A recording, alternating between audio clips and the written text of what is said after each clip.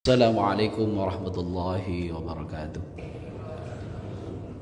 Hamdan wa syukran lillah, salatan wa salaman daimaini ala rasulillah wa ala alihi wa ashabihi wa mawala amma ba'd. Asyhadu an la ilaha illallah wa asyhadu anna muhammadan abduhu wa rasuluhu la nabiyya ba'dah. Allahumma salli wa sallim wa barik ala sayyidina Muhammad wa ala alihi wa ashabihi ajma'in amma ba'd.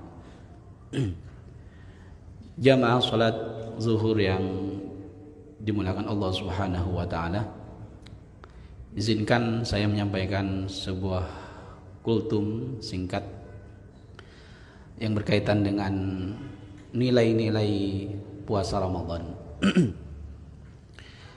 Ibadah itu ada yang modalnya ringan dan mengerjakannya ringan.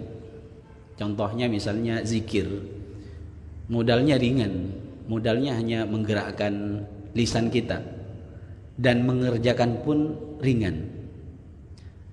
Ini sesuai dengan hadis Rasulullah, kalimatani khafifatani 'alal lisan thaqilatani fil mizan habibatani lirrahman subhanallah wa bihamdi subhanallahil azim. Rawahul Bukhari wa Muslim. Dua kalimat yang ringan diucapkan tapi berat timbangannya, pahalanya, dan sangat dicintai oleh Allah Subhanahu wa taala. Contohnya ya, subhanallah wa bihamdi subhanallahil azim. Artinya zikir itu adalah ibadah yang modalnya ringan dan mengerjakannya ringan. Ada ibadah yang modalnya berat dan mengerjakannya berat. Contohnya haji. Itu modalnya berat, Bapak Ibu, dan mengerjakannya berat.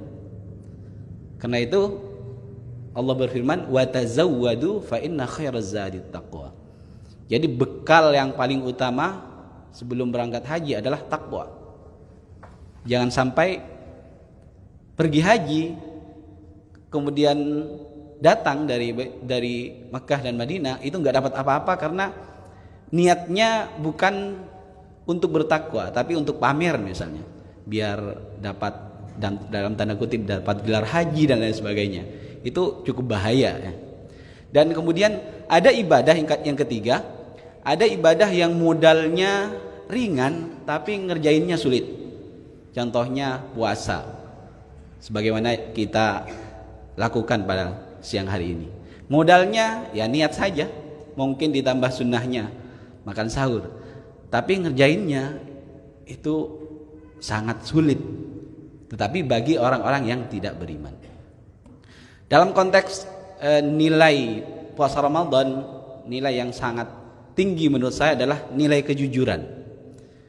Di masjid ini siapa yang tahu siapa di antara kita yang benar-benar berpuasa? Gak ada yang tahu. Masuk kamar, kunci, minum, habis itu keringkan bibir, gak ada yang tahu. Atau mungkin semuanya nggak makan, nggak minum, tapi nggak berpuasa dari kemaksiatan, itu berat. Karena itu tingkatannya menurut Al-Ghazali ya ada tingkatan yang umum, khusus, dan sangat khusus. Atau mungkin berpuasa, tidak makan, tidak minum, dan tidak melakukan kemaksiatan, tetapi hatinya masih banyak hal yang kotor, dengki dan lain sebagainya. Jadi puasa itu sangat mendidik kita untuk jujur, minimal terhadap diri kita sendiri, lebih-lebih kepada Allah Subhanahu wa taala. Sebuah kisah tentang kejujuran. Dahulu ada di Turki itu seorang budak namanya Al-Mubarak. Bapak Ibu, Al-Mubarak ini adalah budak yang kerjaannya, tugasnya itu menjaga kebun delima. Saya kurang paham apakah di Turki itu penghasil delima merah atau enggak. Tapi waktu saya ke sana itu memang banyak jus delima merah ya. Nah, singkat cerita kemudian tuannya ini mampir ke kebunnya. Apa kata tuannya? Wahai Mubarak, tolong petikkan saya satu buah delima yang paling manis di kebun ini. Kemudian Al-Mubarak memetiknya dan menghidangkan ke tuannya. Ternyata apa? Setelah dicicip oleh tuannya, delimanya bukan manis, masam. Nah kemudian ngambil lagi sampai 3 kali. Akhirnya tuannya kemudian marah. Bapak Ibu, kamu ini gimana, udah kerja bertahun-tahun di kebun ini, tapi kamu nggak bisa membedakan mana buah delima yang masam dan mana buah delima yang manis. Lihat jawaban Al-Mubarak, Bapak Ibu sekalian. Wahai Tuan, saya memang udah lama kerja di sini, tapi tugas saya bukan mencicipi delima. Tugas saya adalah menjaga kebun delima. Jadi memang sesuai dengan tupoksinya gitu ya. Jangan sampai kemudian mengambil yang bukan haknya.